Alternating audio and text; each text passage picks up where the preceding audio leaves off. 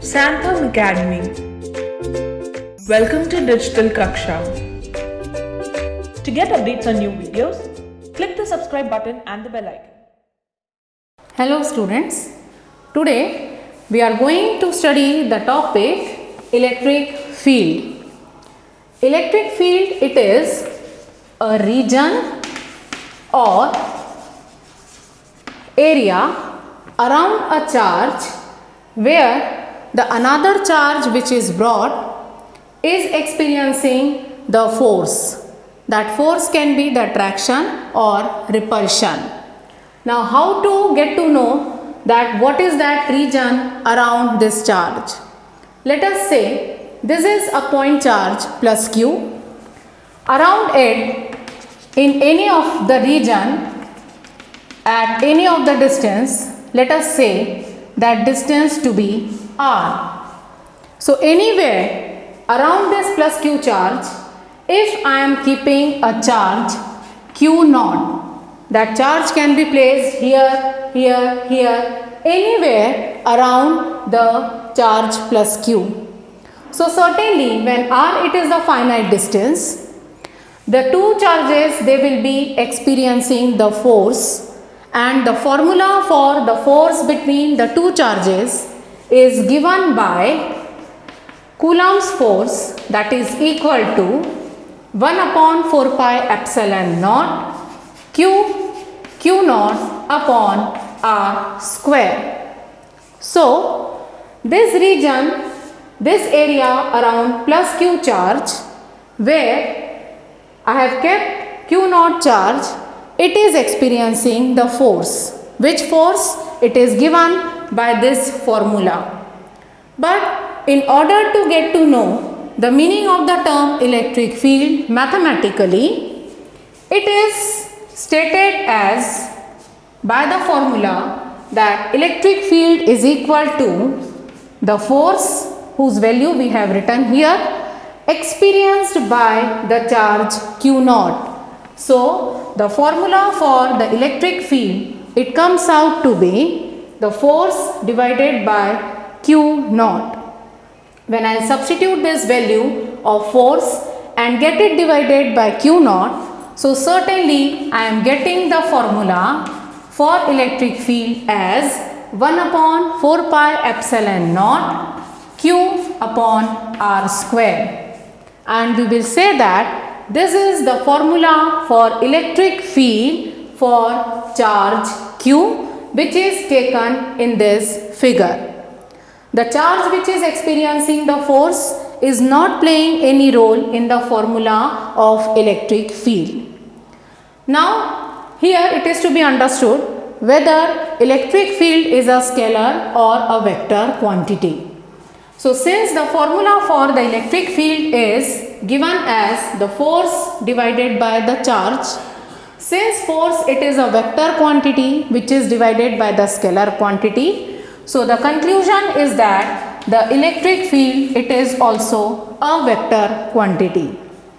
Next thing, the SI unit for the electric field is given as the SI unit of force divided by the SI unit of charge, which is equal to Newton per Coulomb. So the SI unit of electric field is Newton per Coulomb. The formula for electric field is F upon Q naught. In the vector form, it can also be written as vector E is equal to vector F upon Q naught. Now let us study about the electric field due to a system of charges.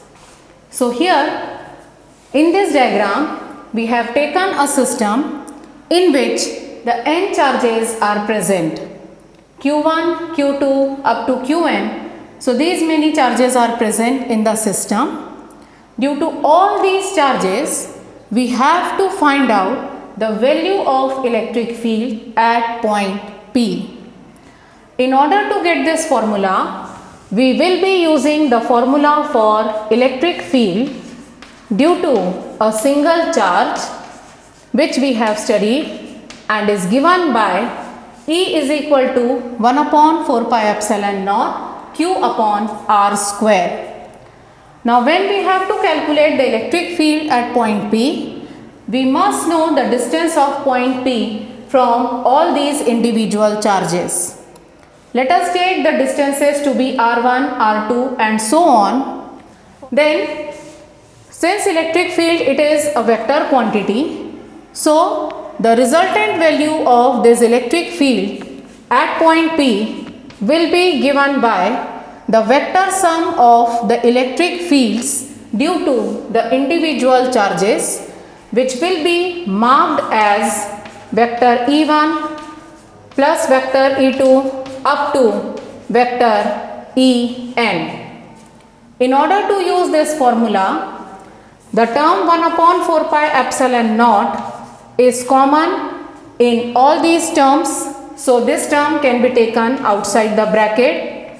Inside the bracket we are left with Q1 upon R1 square plus Q2 upon R2 square up to Qn upon Rn square.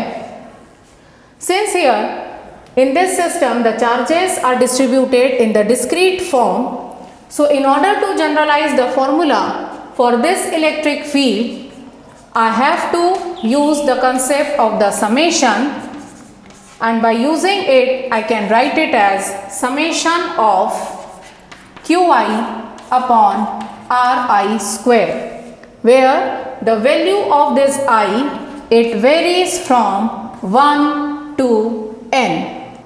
Also it is to be noticed that all these charges are the point charges and their magnitudes are to be taken with positive signs.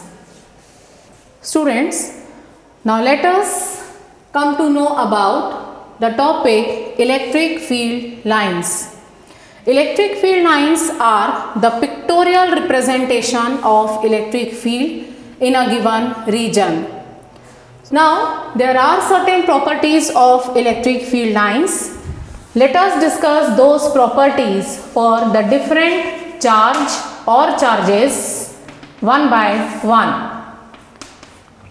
Now here the first property of the electric field line is that if there is a positive charge, a single positive charge, if it is there in a system, then the electric field lines are directed away from the positive charge. The next property says that in a system of a single negative charge, in that case the direction of electric field lines are given by drawing them towards the negative charge. The third property helps us to understand what will happen if in a system there is one positive and one negative charge. In such case, for one positive and one negative charge, the electric field lines will start from the charge plus Q and will go towards the charge minus Q. So, the electric field lines are drawn in this case. Remember students, the electric field lines are not forming the closed loops. They are always starting from the positive charge and they will always end at the negative charge. The next one, if there is a system with two equal and positive charges, in such case, between these two charges, we know that there will be the force of repulsion. So, the electric field lines, they are drawn in such a way by showing the deviation in their path. So, this way, the diagram for the electric field lines for two equal and the positive charges are drawn. In case there is a system given where there are two positive charges, but one has the magnitude greater than the another, in that case the region around the charge of the greater magnitude will be shown larger, and the region or the area around the charge, another charge with less magnitude, will be shown with the smaller area around that particular charge with small magnitude.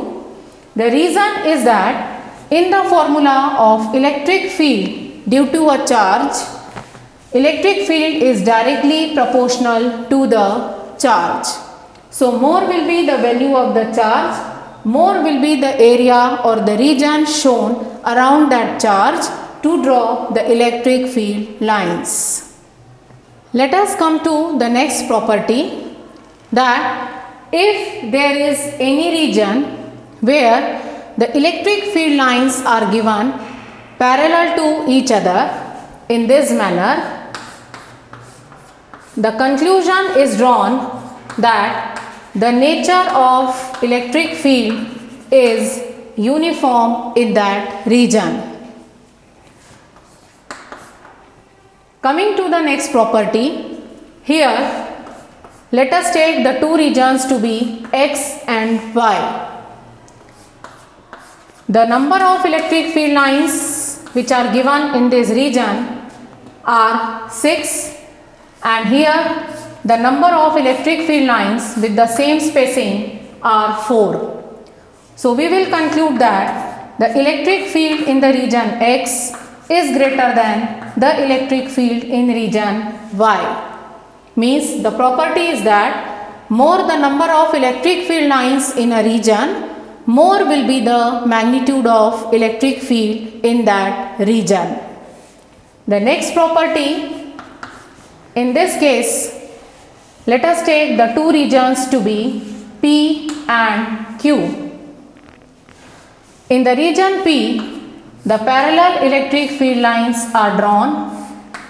Let us say they are 6 in number, and in region Q, we are drawing the 6 electric field lines with the different spacing. So from here the conclusion is drawn that electric field in the region P is greater than the electric field in the region Q. Why is it so? Because in region P, the electric field lines are drawn very close to each other, and in region Q, the distance between the electric field lines is more. Since in the formula for electric field, the electric field is inversely proportional to the square of distance if we are considering a point charge. For that reason, if the spacing will be less, the electric field will be more, and if the spacing between the electric field lines is more, the magnitude of electric field becomes less in that region. Now let us come to the next topic.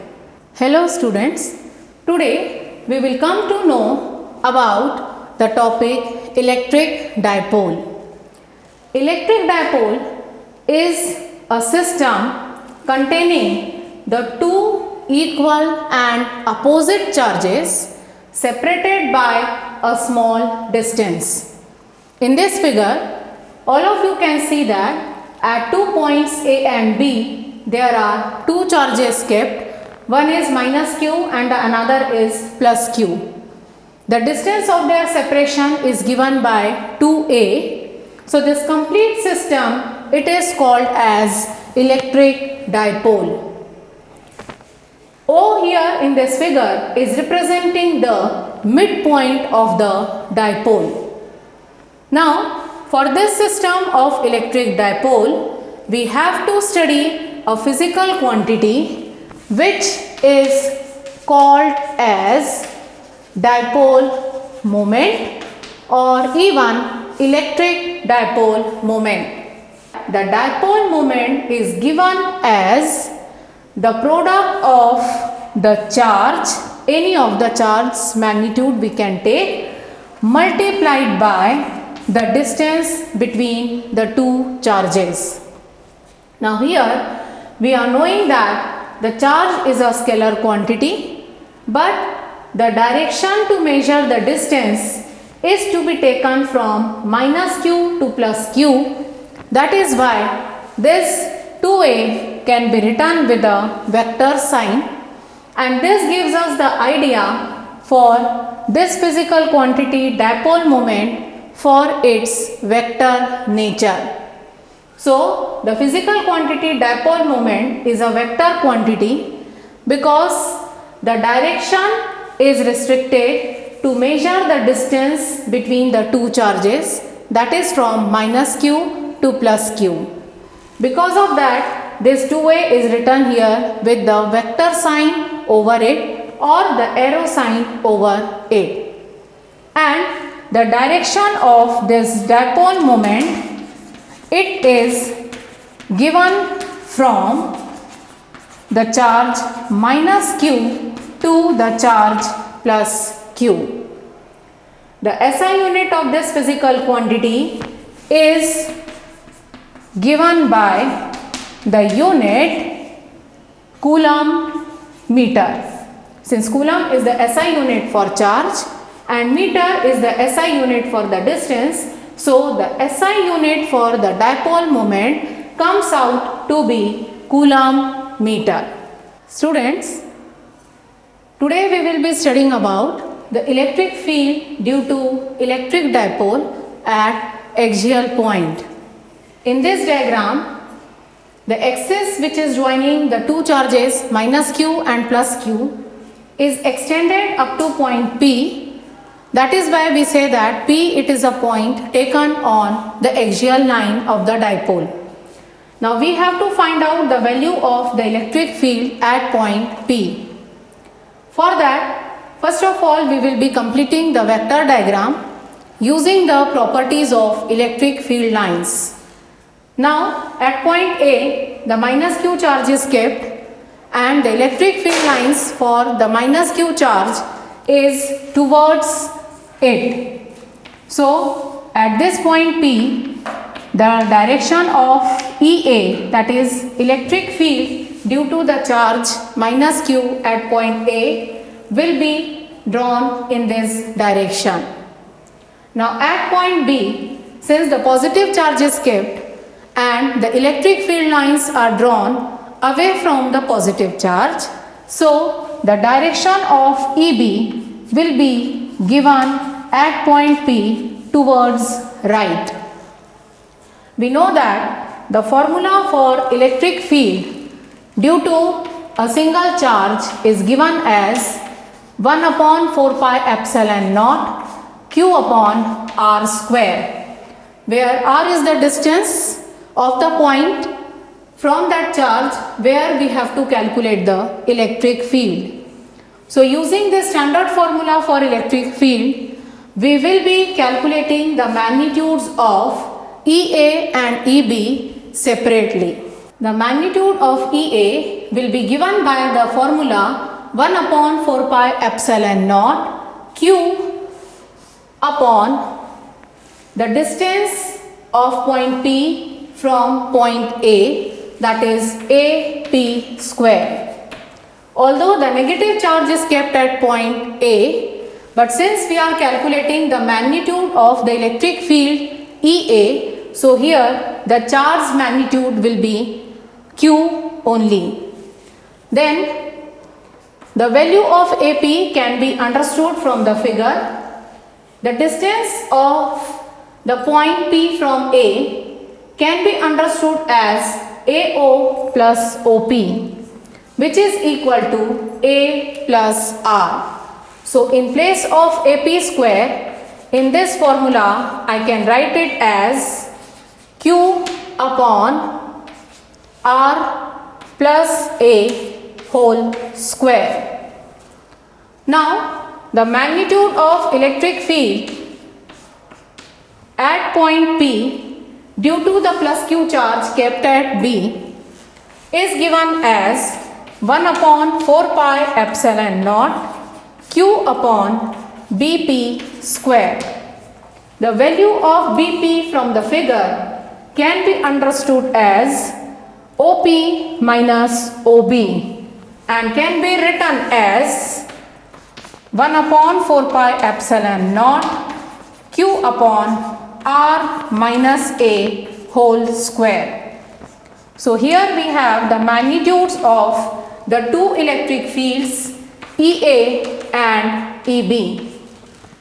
Since here the electric field is inversely proportional to the square of the distances and the distance r minus a with its square is less than the distance r plus a with its square, it is giving us the idea that the magnitude of the electric field, that is EB, is greater than the magnitude of the electric field EA.